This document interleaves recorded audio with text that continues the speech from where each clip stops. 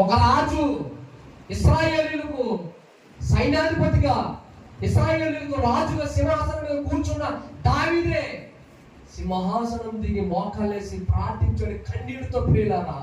దేనికోసమో తెలుసా? తన హృదయం చెడిపోయింది, తన కళ్ళు చెడిపోయినాయి, తన దేహం అంతా చెడిపోయింది. తన భార్యను కాకుండా పొరుగు వాళ్ళ భార్యతో పాపము చేశాడు. అంతేకాదు తన భర్తను కూడా చంపించి వేశాడు. చేయరానటువంటి ఘోరమైన పాపం చేశాడు. నరహత్య, వ్యభిచారం చేశాడు.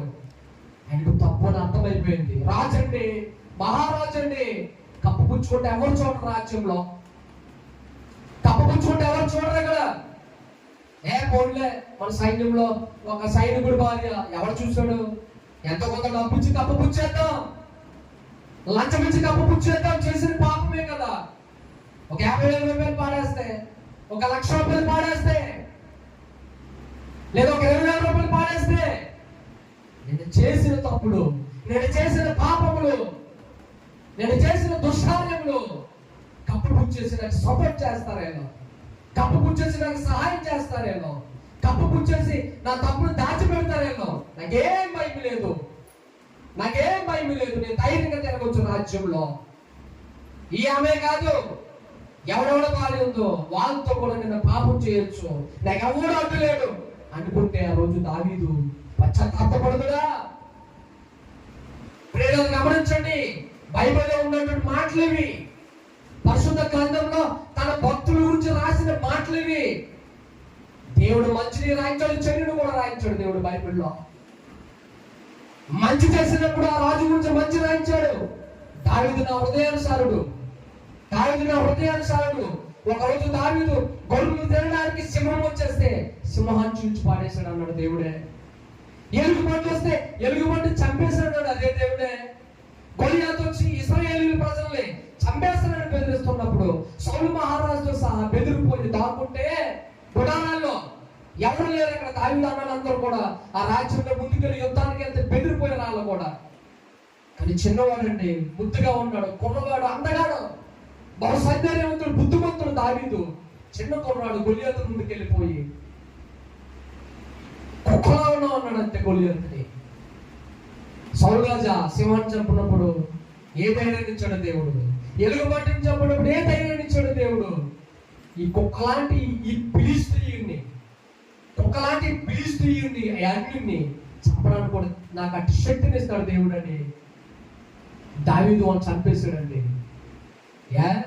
దావీదు గురించి ఇన్ని మంచి కార్యాలు రాయించినటువంటి దేవుడు మరి ఆయన చేసినటువంటి పాపాన్ని ఎందుకు రాయించాడండి? కప్పుకొచ్చు కదా దేవుడు. పిచ్చి వాక్యాలు విని పిచ్చి పిచ్చిగా అలవాటు చేసుకుంటారు ఈరోజు విశ్వాసులు. హృదయ బాధతో చెప్తున్నాడు ఈ వాక్యం. నన్ను తిట్టుకోండి పర్వాలే, కానీ ఈ వాక్యంలో బైబిల్ రూఢిగా చెప్తా రండి, ఎవరైనా రండి, నేను నిరూపిస్తా. ఎప్పుడు కూడా బైబిల్ పాపానికి సపోర్ట్ చేయదు.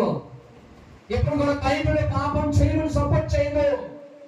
ఎప్పుడు కూడా బైబిల్ ఎదుటి వాడిని ఉసురు కొట్టడం సపోర్ట్ చేయదు.